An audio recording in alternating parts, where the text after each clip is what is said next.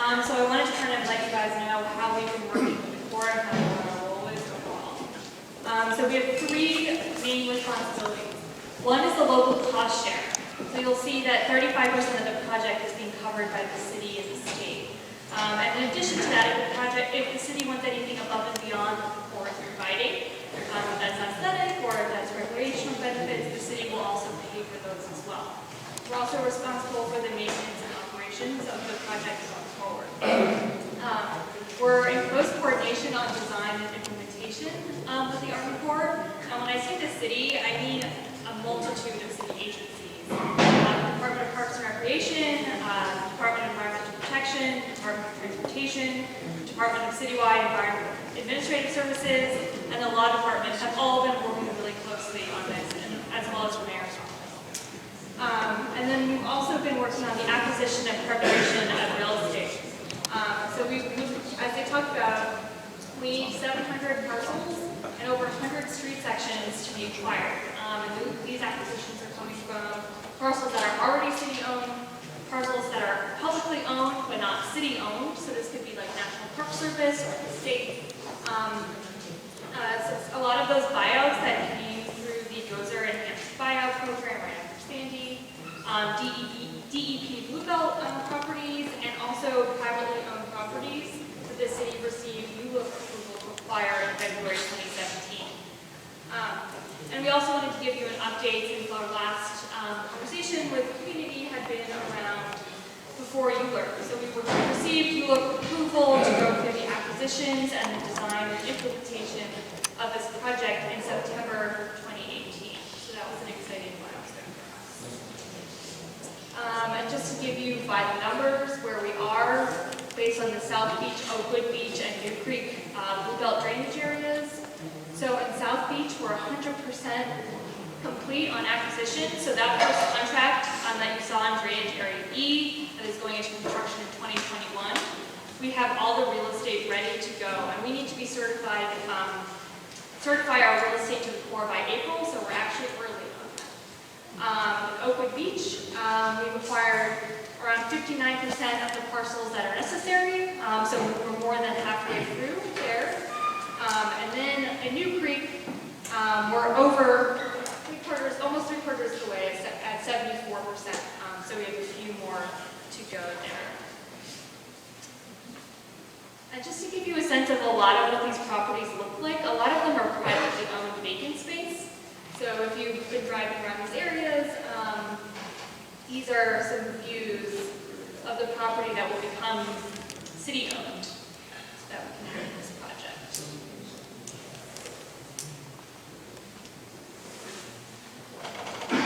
So as you can see, all that land will be used in a better way to help protect the community from future floods. And here are just some maps so you can see kind of the scale and scope of these properties. All the parcels in pink are acquired, and the parcels in yellow are roads that are acquired. The magenta are the ones that still need to be acquired. So we're just slowly moving our way towards 100% completion in all of these areas here. If you have additional questions, please don't hesitate to come up and ask. We'll be continuing this process through probably 2021 when they're ready to go into construction. So this is all happening simultaneously so that it can be the most efficient. And we want to thank the Corps so much for all the work that they've done on leadership and cooperation. And we hope to be kind of giving you guys periodic updates. I think Congressman Rose and President Adams are going to schedule these somewhat regularly, so they're going to keep us to task. The first question, and if you could just raise from Stephen Derinsky. So, for the SeaWorld are local tradesmen, union men that live on Staten Island going to be working on the SeaWall project?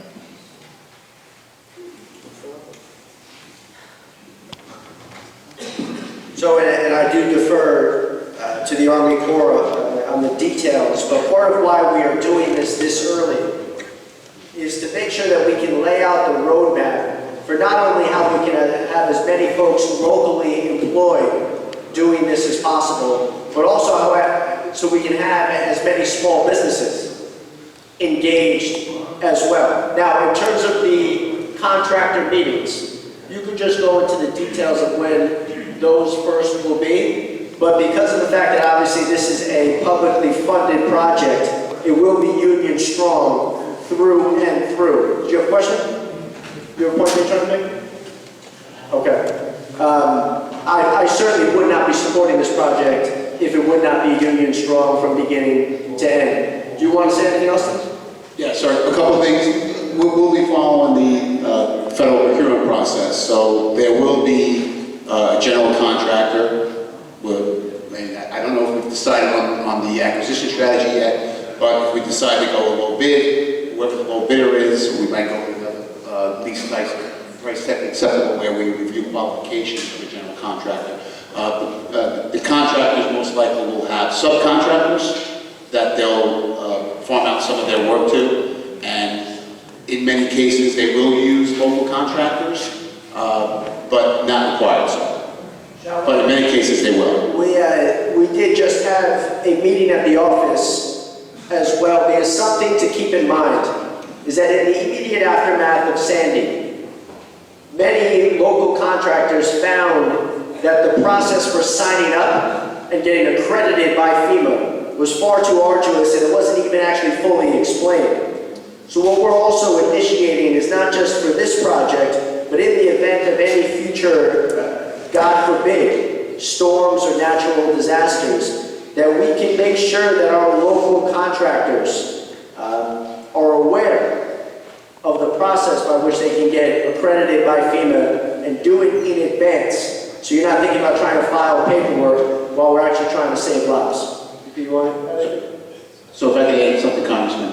The Corps does intend to host what we call an industry meeting sometime next spring. That's where we'll ask that contractors, general contractors, some subcontractors come out. We'll give a presentation of the project with timelines. I think we'll have more information by next spring. And that's an opportunity certainly for you to get a better idea of what the expectations are. And again, you'll see a lot of general contractors at that meeting as well who do this type of work and are potentially interested in submitting bids when the time comes.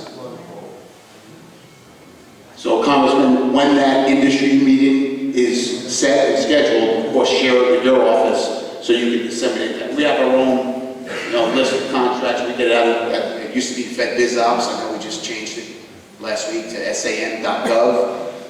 So that's out there for contractors. But we'll also certainly send to you as well so you can disseminate it if necessary. Because we want to have the best and widest participation as possible. Ralph Mara.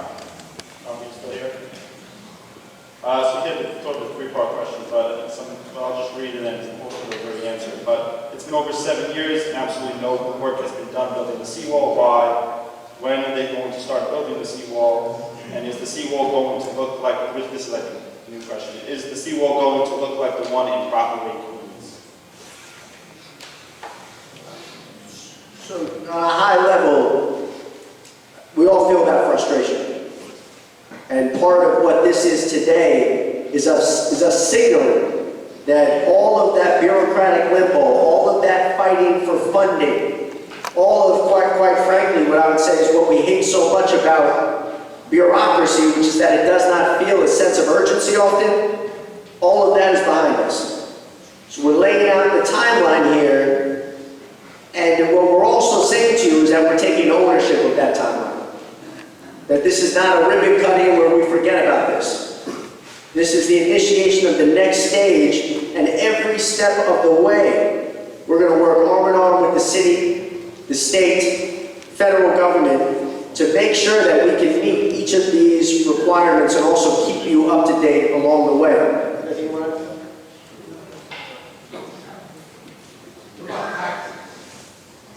Sir, if you have a question, just please go on up.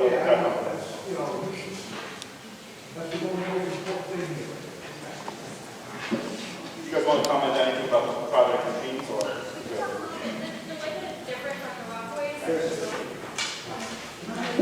The way that the project is different from the walkways is that that project is all on a beach, and it will all be something something called a reinforced dune, which means that there's kind of like a buried seawall within the dune. You won't even see it. It will just look like a bigger dune that already exists there. And so it's a much different kind of topography, and pretty much that is a much less constrained project than what we're working with in Staten Island, which has a lot of different topographies and urban geographies. And the other kind of difference is that they're kind of working within an existing structure, and we are working, it's all bare land. So there are pluses and minuses to both, but they'll both offer the same protection, level protection for both communities, and that's important.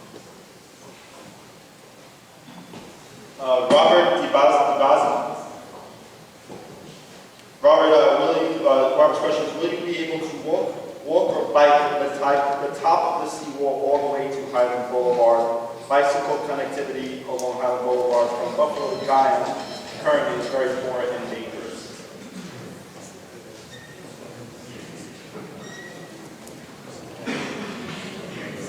Well, obviously, the structure is going to be built that you can walk on, access the boardwalk. You can potentially access the promenade section that runs through Northfield all the way down to Oakwood. But to Highland Boulevard, you're not going to be able to ride the structure to do that. That's not the case, because obviously with the flood wall at that location, you're not going to be able to get and access that area. So that's something I think that needs to be more of a future plan in terms of how the area is going to be utilized to build around the project.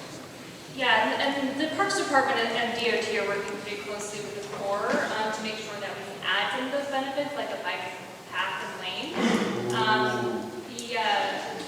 The Parks Department is also planning a second phase of their shorefront parkway plan, which we'll hear more about later.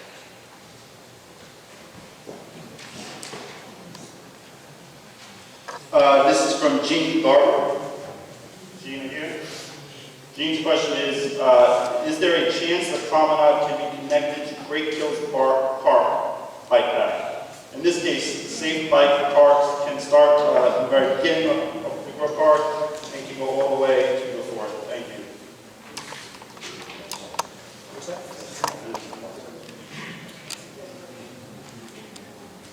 Does New York City Parks want to take that one?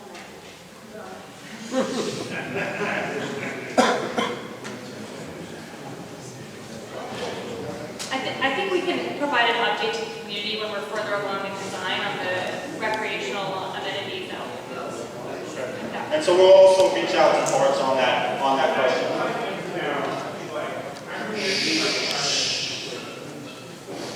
Can you hear me? I think you're here.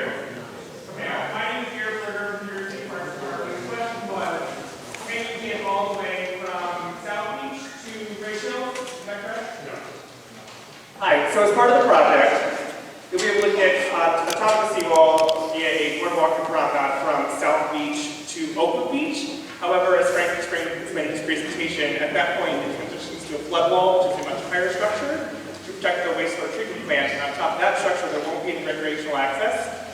However, Parks has pursued a shoreline parks plan. We did phase 1 release a report in June 2017. That's available on your City Parks Department's website. So if you're interested in that, I encourage you to check out our website. And as part of that, that was a conceptual plan, and as part of that included a future plan to provide that connectivity to Great Hills. However, as part of this project, it is not part of the Corps' mandate to provide that connection. So that would be a future project that currently we do not have funding for. Alan Beninoff. Yeah. How is this project going to deal with compound flooding? That is the flooding from storm surge and rainfall at the same time. 20 years ago, Hurricane Flame dumped 6 inches of rain here, but a few miles west, New Jersey received 12 to 16 inches of rain. If that storm moved a few miles east, Staten Island receives 12 to 16 inches of rain. How will the SeaWall handle this? Okay, we're gonna, Andre, you want to take that one from our engineering division?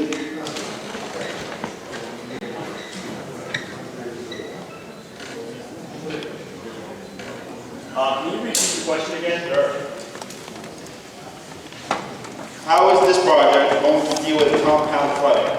That is flooding from storm surge and rainfall at the same time. 20 years ago, Hurricane Floyd dumped 6 inches of rain here, but a few miles west jumped 12 to 16 inches in rain. And if the storm had moved a few miles east, Staten Island would have received all that rain. How would the seawall be built? When we deal with our projects, when it comes to interior drainage, we deal with all the existing storm sewer systems that are basically located along the line of protection.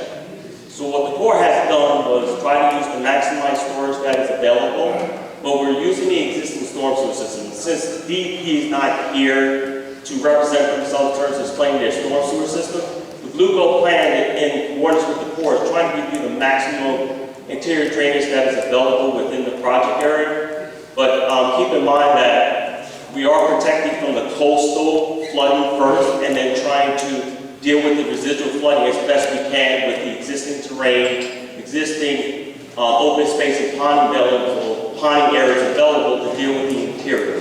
So extreme events like, if you want to say, Floyd, you're not getting the impact that you would be without our plan. You'll at least have some mitigation from that flooding. But again, because you're in a low-lying area, there's still some impacts, but not as severe as would it be without.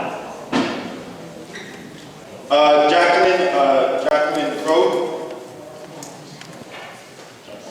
Is the quality of life issues of the waterfront going to be left to the New York City Parks Department?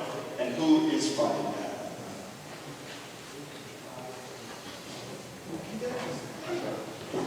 Is the quality of life issues of the waterfront, are you referring to sort of recreational issues? Yeah. Recreational. Or is the recreational issues of the waterfront going to be left to New York City's Department of Parks? And who is funding that?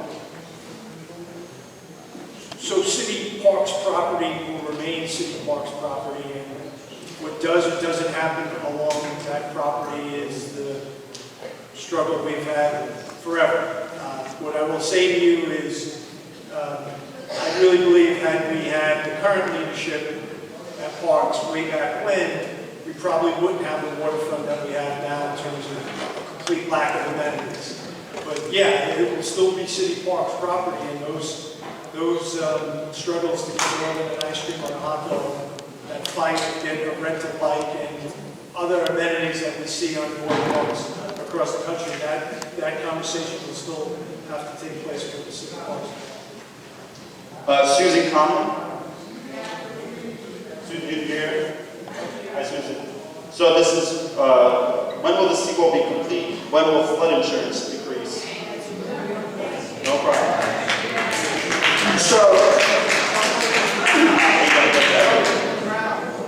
So let's talk about flood insurance for a second.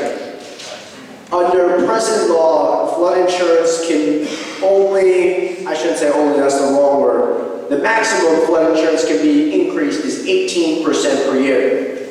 Now, I'm happy there is a cap, but that's way too high. If there's 18% per year for 5 years, that's double. And so what we're seeing on Staten Island and throughout the country, and this is logical, is that if you start to hammer people with $3,000, $4,000, $5,000 flood insurance rates or costs, suddenly they stop paying for it. And then they get hit with a natural disaster, and we say you got no one to turn to. So there's two things that we're doing here in tandem. First is that based off present law, flood insurance rates can start to go down if this project, at its 50% completion rate, hits certain metrics. We are working with the Army Corps each step of the way to make sure that those metrics are hit so that your flood insurance rates can go down once this hits that 50% mark. Now, the truth of the matter is, though, even at that point, we have more work to do. That's why I'm leading legislation to reduce the cap to 9%. You should never, under any circumstances, be allowed to have your flood insurance increased by double digits in 1 year. It is totally wrong.